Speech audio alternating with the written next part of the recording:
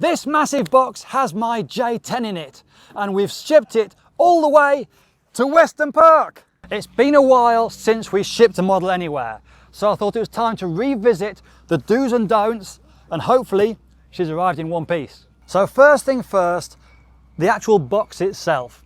Aside from it being particularly expensive to ship, it's worth pointing out that you need to be very careful of what you make the box out of when shipping it internationally.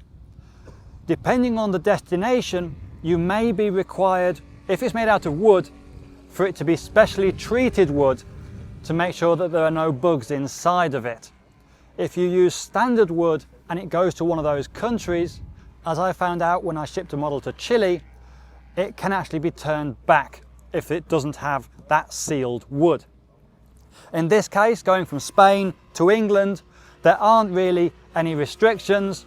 All we had to do was make sure we use plywood, which is considered to be treated as much as the glue, the heat and the pressure kills anything if there were any bugs inside of it. Something else to bear in mind is that these boxes, not only are they big, they're relatively heavy as well.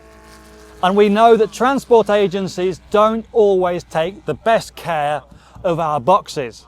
So to make it easy for them, chances are they're going to lift it up on a forklift. So we need to make sure that we can actually lift the box off the ground, even though we are going to pay for this extra size as if the box was this big, but they can get the forklift underneath it easily and you're not risking them putting the forklift through the box itself, hopefully.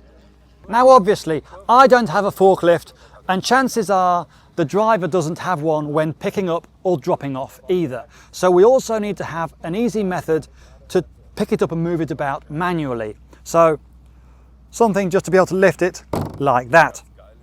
Now, fragile stickers are obviously a must. We never know if they're going to take any notice, but we can but try. We've got fragile, we've also got no step. Now to keep this light and to be able to pick it up by hand, this is actually made out of light ply, 5mm, so it is quite thin, which means it's also not too strong. So very much fragile, no step.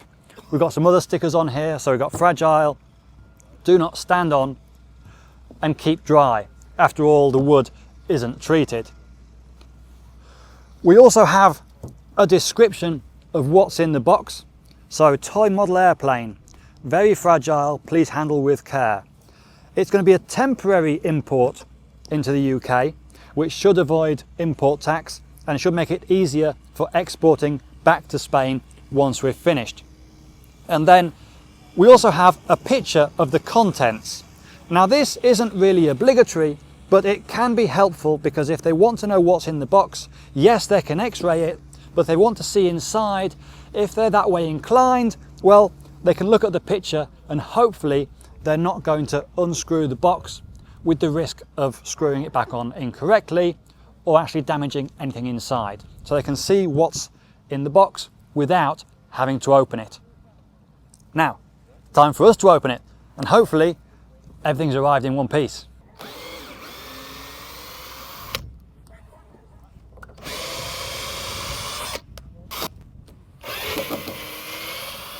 So rule number one as well, as our good friend Andreas has just pointed out, is always bring a fully charged drill. You don't want to unscrew the whole box by hand. Anyway, moment of truth. Has everything arrived safe and in the same location where it was when it left Spain? Hope so.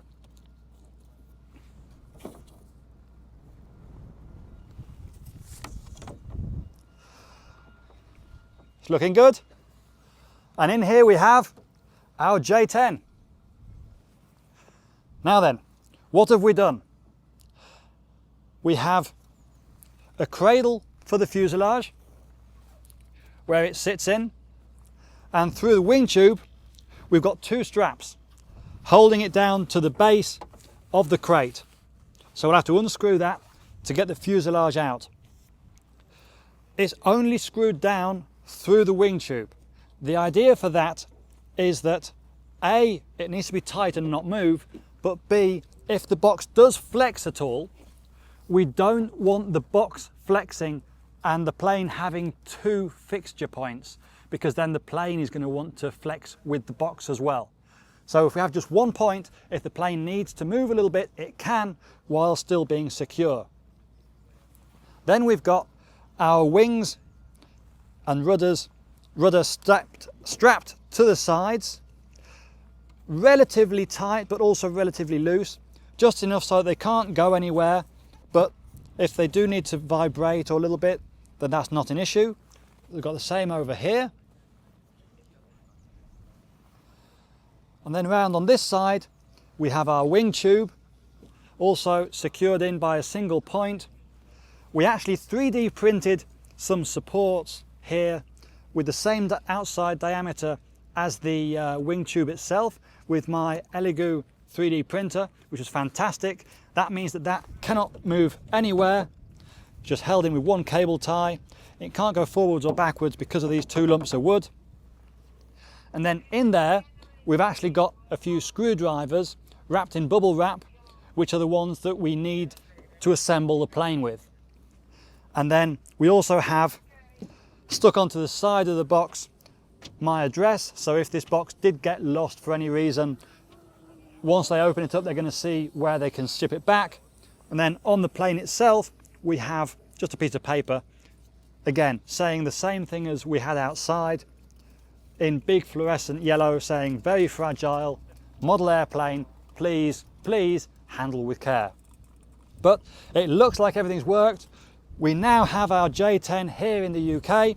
Got to take off these top stringers so we can get the plane out, get assembled, start having some fun here in the UK. And that's the plane out the box. Now, something that's important to know when shipping models like this is that A, there can be no batteries inside. So you must take the lipos or batteries out, carry them with you in hand luggage. It can't be sent in your main suitcase, it has to be in hand luggage, and then just reinstall them once we get to the flying field. Fuel is similar. If it's got a fuel tank, it also has to be either removed or completely bone dry. That applies both to the fuel tank and also the UAT. Any fuel in there can again cause problems when it gets x-rayed because it's effectively explosive. So with those two things in mind, everything else that we've said about the box,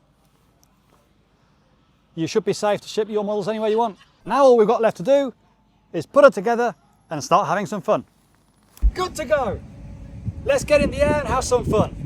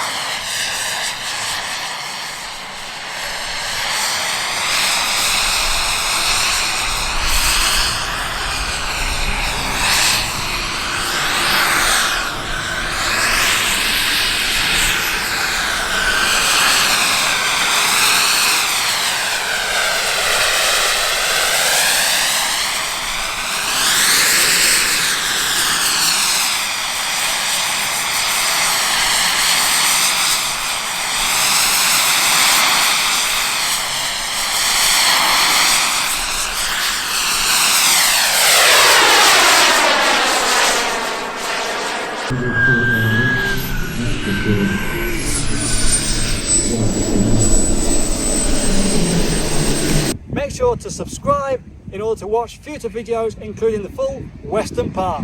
See you there.